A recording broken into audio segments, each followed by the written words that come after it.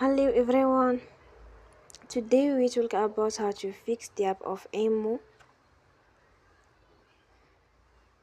We go to settings.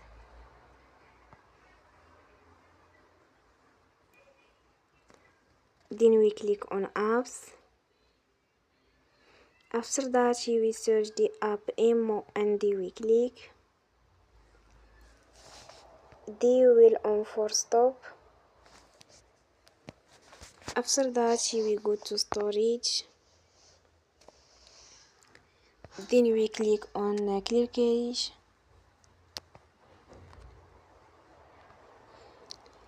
In the end, you will turn your Wi-Fi and you will turn again.